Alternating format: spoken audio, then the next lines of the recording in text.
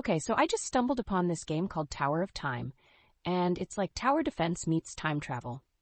Wait, that's wild. You mean you can actually rewind time while defending your base? Exactly. Like if you screw up defending, you can just roll back time and redo your strategy. I love that concept.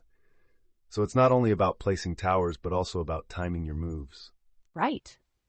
Plus, there's a whole energy management system for building towers and using those time powers. Oh, that adds a layer of strategy. So how many tower types does it have?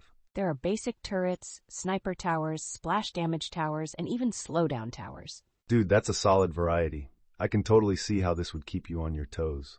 For sure. And the game's built using AI-assisted coding, which just blows my mind.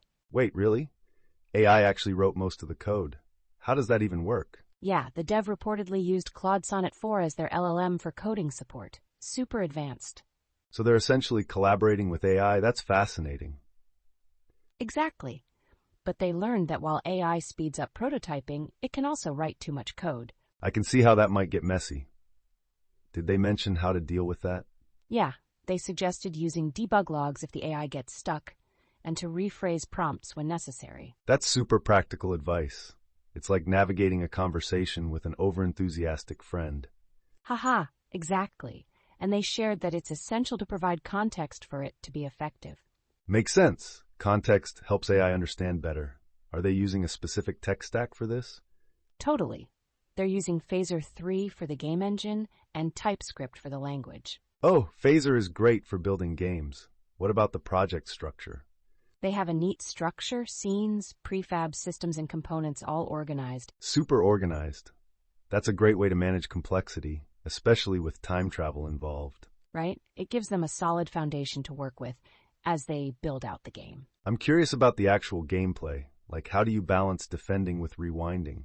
That's the challenge. You have to make quick decisions, dodge a wave, or rewind to fix mistakes. Whoa, that must add intense pressure. So do players get penalized for rewinding? Not in a punitive way, but managing energy feels like a constant balancing act. This sounds so unique. I can't imagine how engaging that must be. Totally. You're always strategizing for the current wave, but also considering potential rewinds. It creates this thrilling dilemma. Like, do I trust my current plan or fix my past mistakes? Yes, it makes every choice vital. And imagine trying to plan 2 moves ahead. Exactly. Every decision could lead to a win or a total failure. What's not to love? This gives me chills, and the in-game music is done by Amnesia Fortnite, which is cool. So they really nailed down the vibe. I can see this becoming a favorite for strategy lovers. For sure. Plus, it's all under the MIT license, which means it's open for anyone to try. That's awesome for the community. I love when indie games encourage creativity. Right? It's like inviting everyone to be part of the journey. So satisfying. I can't wait to check it out. This whole setup makes game development sound like an adventure. Absolutely. And it shows how flexible AI can be in the creative process. So true. This discussion has me thinking, what other possibilities are out there with AI in games? Exactly. The future of AI in games could really change how we play and create. Wait, imagine AI crafting a game storyline based on player decisions in real time. Oh, wow. That would change everything. A personalized journey for every player. Game design as a living, breathing thing. That's next-level creativity. Totally. It sparks a whole new way of playing. This conversation is blowing my mind. Same here.